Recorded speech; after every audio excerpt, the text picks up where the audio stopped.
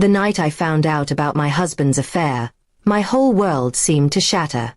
It wasn't just some random fling, it was with one of his co-workers. The thought of him sneaking around during office hours, pretending to be the loyal husband at home, made my blood boil.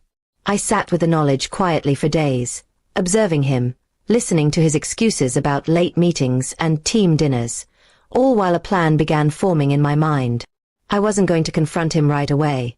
No, I wanted him to feel the sting of exposure, the taste of his own medicine in front of the very people who respected him.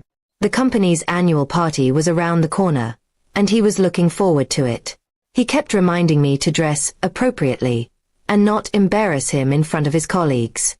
Those words cut deep, because all the while he was the one embarrassing me with his lies. I decided that party would be my stage, the perfect place to strike.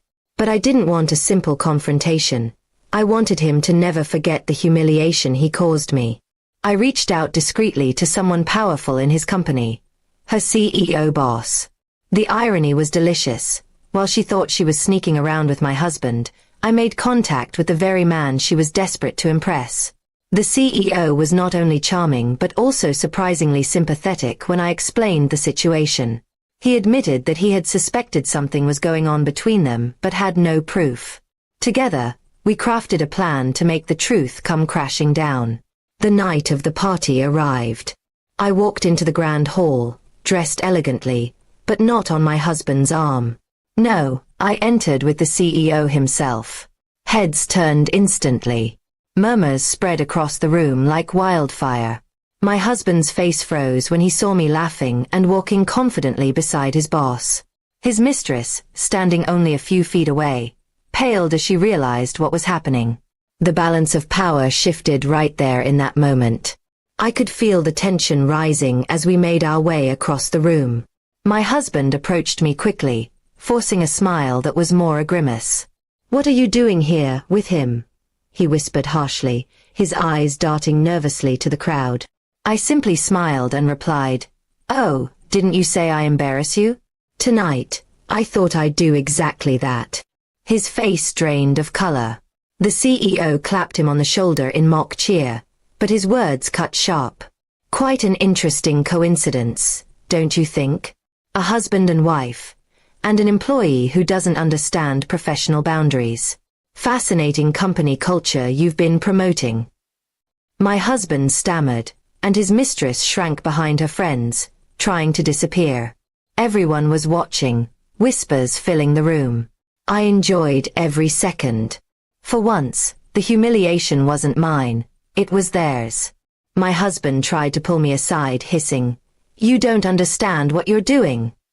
I looked him straight in the eye and said, "No, I understand perfectly. I just don't care anymore." That broke him. I could see it in his eyes. Fear of losing his job, his reputation, and the comfortable life he thought he controlled. The CEO didn't stop there.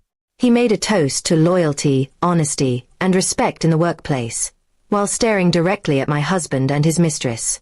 The room erupted in awkward laughter, though everyone understood the jab. My husband's colleagues avoided his gaze, already beginning to see him in a new, shameful light. His mistress slipped out of the hall, humiliated, her career prospects sinking with every second. I remained calm, sipping my drink, basking in the quiet power of my revenge. This wasn't a scene of rage or screaming. It was elegant, silent destruction, the kind that lingers far longer than words ever could. My husband tried several more times to talk to me, but I brushed him off, enjoying conversations with others, showing him that I was no longer the quiet, forgiving wife he could step over. By the end of the night, the CEO offered me his car home, while my husband stood by the doors, abandoned and ignored. His colleagues whispered behind his back, and I could tell this night would haunt him for years. He had built his career on respect, and in a single evening, I had stripped it away, piece by piece. At home later, he tried to plead with me, promising that the affair meant nothing, that he wanted to fix things. But his words sounded hollow, and I realized I didn't need him anymore. I had already taken back my dignity, my strength, and my pride. Staying with him would only drag me back into the shadows. Within weeks, I filed for divorce. The evidence of his affair, witnessed by half his company, left him with no ground to stand on. The CEO even offered me a position in the firm, admiring my strength and composure. My husband, meanwhile, was quietly demoted, his reputation irreparably damaged. His mistress eventually left the company altogether, unable to face the gossip. For the first time in years, I felt free. I wasn't the betrayed wife anymore. I was the woman who turned betrayal into power. I built a new life, surrounded by respect, not lies. And every time I looked back on that company party, I smiled, not because of the pain, but because I knew I had ended it on my terms. My husband thought he could cheat on me in secret, but I made sure the whole world saw who he really was. And in the end, he lost everything, while I walked away stronger, untouchable, and free.